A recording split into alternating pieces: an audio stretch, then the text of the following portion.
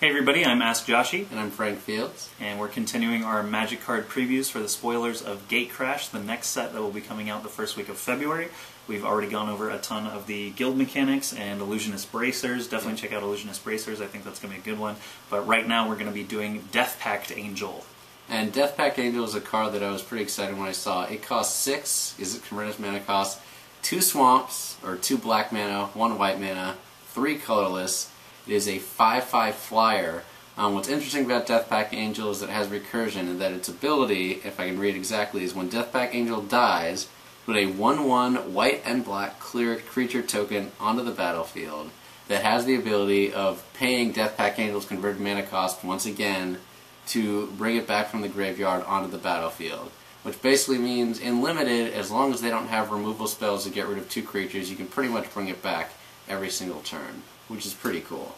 Yeah, if you are playing against Deathpact Angel, you really need to save removal. Try to kill the angel in combat if you can. Yeah. It's kind of tricky because obviously they can buff it a lot of different ways and things like that to just make it even hairier. But I don't know. I really don't know how it's going to work out because it's 6 mana for a 5/5 flyer. 5/5 flyers are obviously great, yeah. Just to have at any time, but it just doesn't have first strike, haste, trample. Like, it has nothing else really going for it besides flying, except that when it dies, it has this weird mechanic that will help resurrect it. Yeah. And I just don't know how it's gonna work out, because if you ever manage to kill the cleric when they don't have 6 mana open, yeah, you just lose. You know, Deathpact Angel's just done. I don't know. It's kind of tricky. It's going to depend on the amount of removal that's in the set, because obviously it's going to be a first pick bomb every single time that you see it. And it is a mythic rare. And it's mythic rare, so you're not going to see it all that often in Limited. But it really is going to depend. You know, whether it's like it could be on the verge of one of the best cards in the set. Obviously, there's Ghost Council, which we'll get to in a later episode. But it's pretty good simply because it's almost as hard to get rid of if there isn't going to be a lot of removal in the set. You know, we haven't seen if there's anything like Pillar of Flame or Annihilating Fire or anything, or Augur Spree, something like that could get rid of the token right after, or we're not sure. Obviously, Selesnya Charm isn't going to be printed in this set.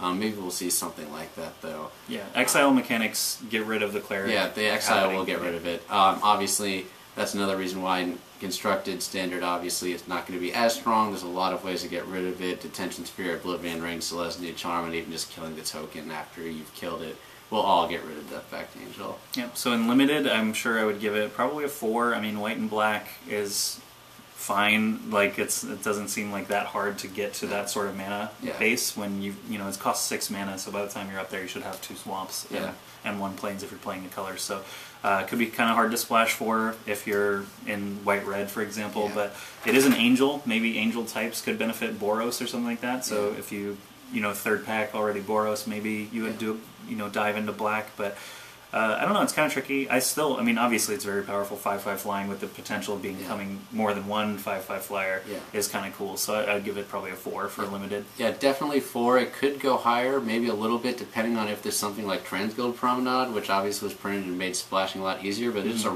if you're Boros, it's a really rough splash to get double black. However, if you're black plus something, like Simic or Dimir, or not Simic, but if you're Dimir, it's not that rough a splash to just go Esper, essentially, and splash just for the white, depending on if you get Gilgates or if there's something like Transguild Promenade that's going to make it easier to get that splash. In Standard, though, what do you think? Because it's 6 mana. I mean, does it pass the Titan test of old? It does not pass the Titan. It's not Angel of Serenity. It's not Ghost Council, which are the same colors, and Ghost Council is cheaper for what I would say is a better card. Probably like a 1.5. Like, it's not going to see play.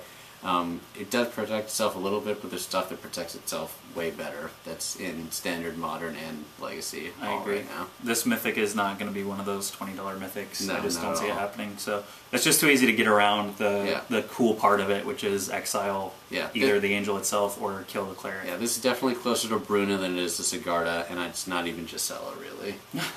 They're just comparing angels. Yeah. They're not all the same, Frank. Yeah. Okay. Anyway, that's it for Deathpact Angel. You know, very, very powerful in Limited, not so much in Standard. That's basically the gist of it. And that's it for that creature. Stick around, follow us on Twitter for future videos, and we'll be back very soon with some more card previews. Bye, guys.